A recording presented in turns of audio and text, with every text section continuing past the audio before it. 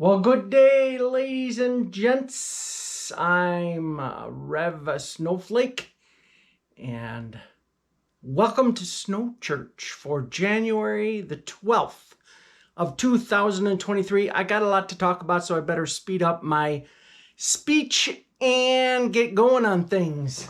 Well, I'm trying to start each session with a place where there's snow and more so snow falling, but about the only place that I could find snow falling, it's still dark, and that would have been the Washington Cascades. One of my favorite cams to go to is up, not the top of Mount Rainier, but the National Park Service facilities there up on Rainier. So that's not where we're at. We're in beautiful downtown Jacobsville, and this is the new Alcam. Finally got my Acton gear. I was able to find an old Nest Cam on the interweb and ordered it up, and it's working great now. I ordered another one for the Woods Cam, so whenever that one comes, the Woods Cam will become alive again as well. So be sure to check out the Alcam once we start getting some snow up here, and you'll be able to keep abreast of things. Actually, it was snowing lightly not long ago, maybe about 15-20 minutes ago. Anywho, this is 24-hour snowfall in the ending this morning. Not a whole lot to talk about. Even out west, look at California, they didn't get pummeled. Some snows out there in the Rockies and the Front Range. Current saddle, current radar, if we can jump to it. My board's been acting up this morning. All of this primarily rain. There could be some snows that fall in northern sections of Ohio. More likely later on tonight, they could get about an inch or so. Another inch or so possible across the UP. It's not lake effect. We're in about 30-31 degrees right now, so it's not cold enough for lake effect, but it certainly is going to look like a lake effect pattern. Going to the numerical models then. Well, come on, you bugger. All right. Here's the next, say, 24 hours or so. And then we'll keep on going. Right on through the weekend, actually, what you would see is snow disappearing as we go through Sunday and Monday, because unfortunately we have warm temperatures, relatively so, for Sunday and Monday, and even rains in most areas. That was a close one. Most areas gonna do green, ugly color for snow, but at any rate, where do the rains fall? Oh yeah, that's right. From about cheer to about cheer. That is where the rains will be. Now, in this area, about like this would all be light. And then you get moderate rains south of there. This again is for Monday and early Tuesday. This is, I'm going to take us through Tuesday.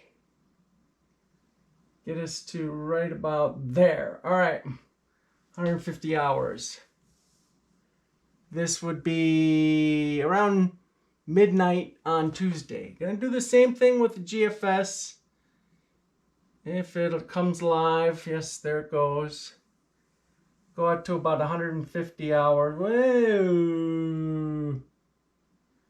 Sneak peek at potentially things to come. Not a whole lot of fresh snow coming through about Wednesday of next week.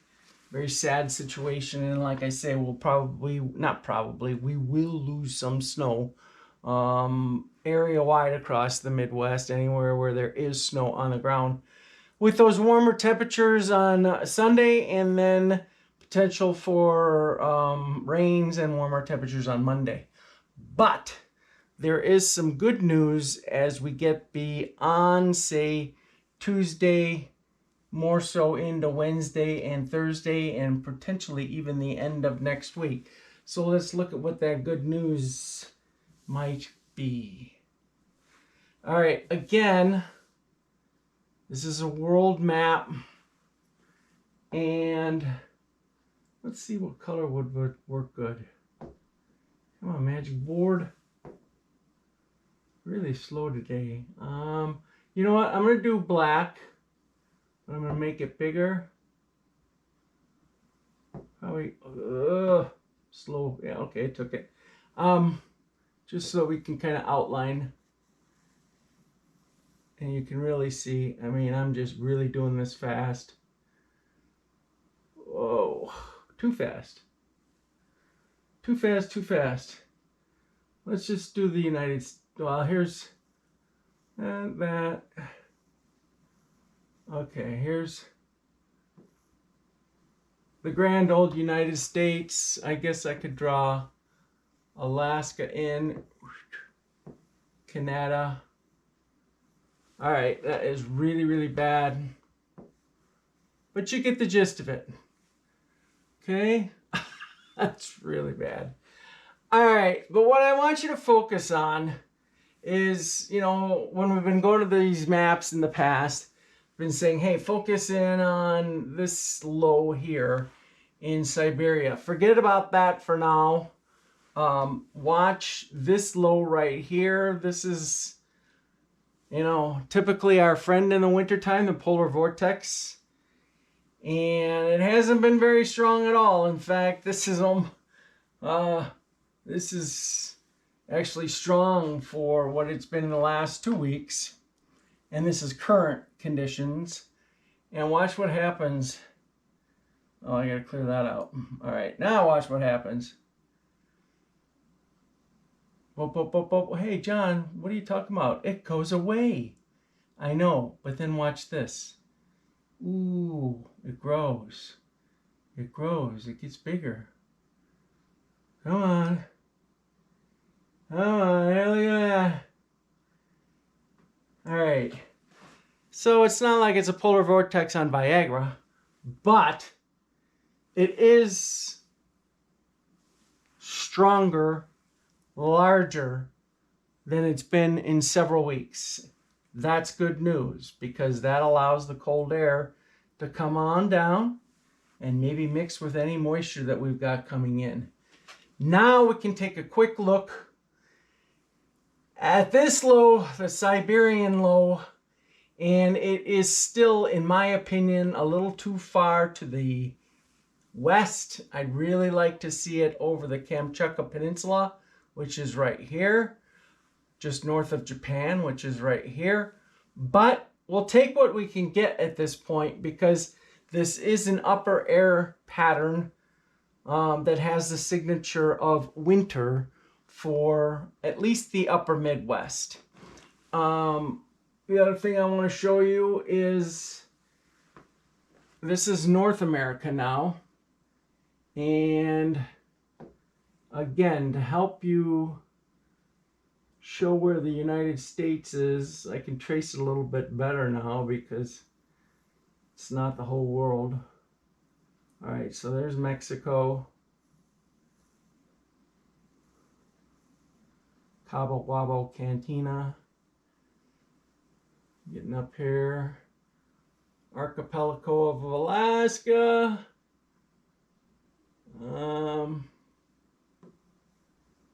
Alaska.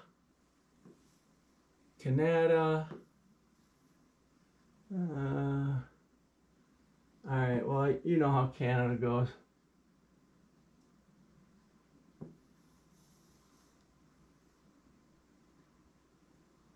Something like that. Whatever. Canada. US of A.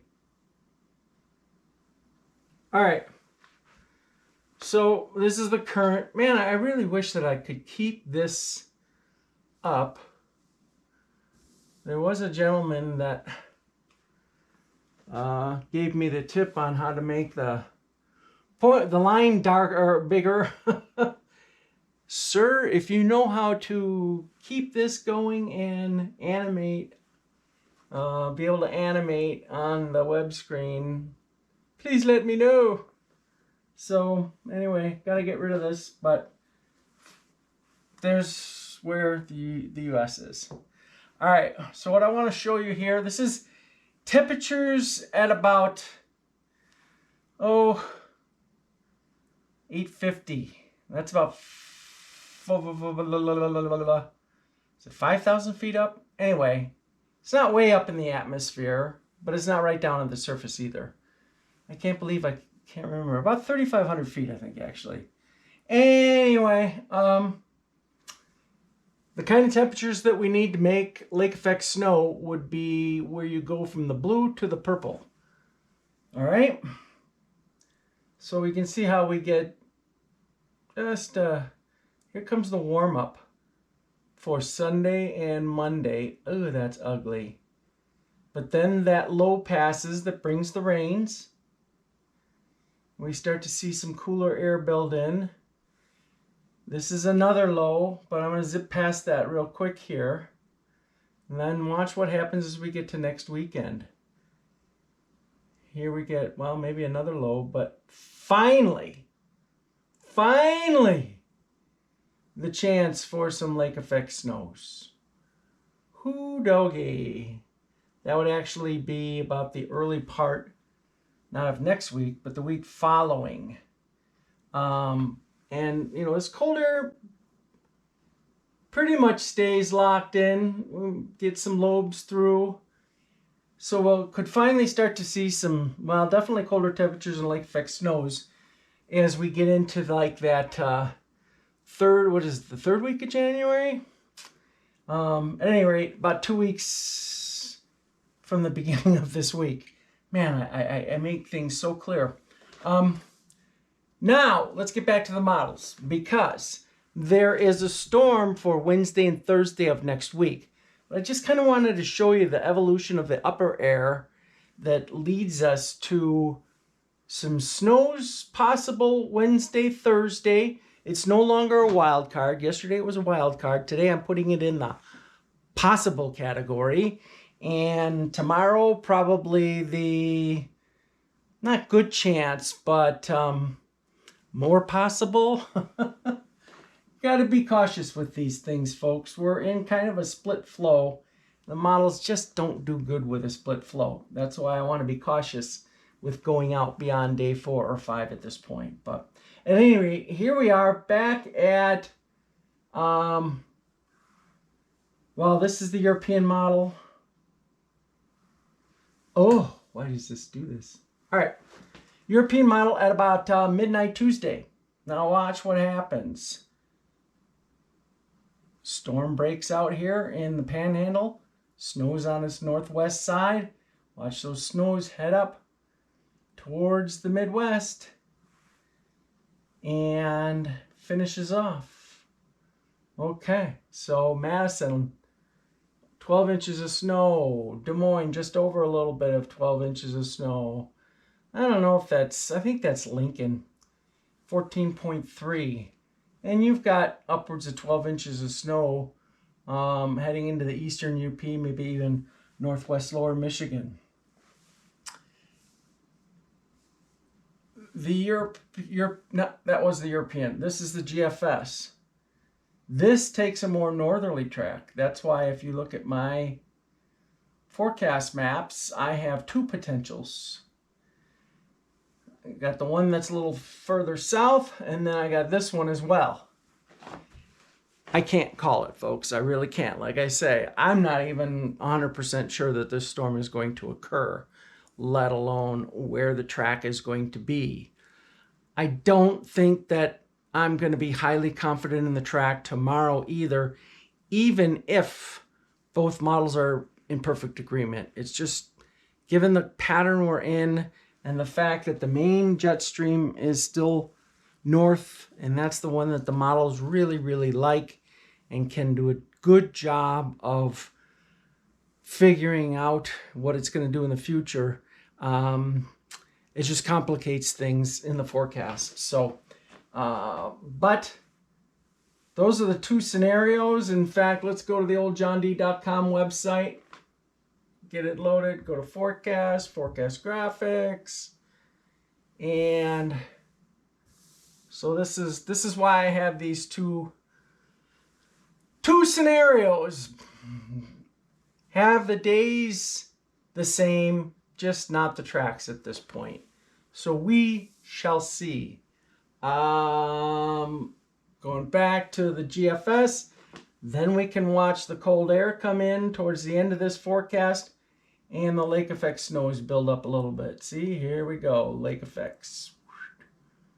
It doesn't get gangbusters, but would be nice to see. Maine too, man, they're really struggling this winter as well.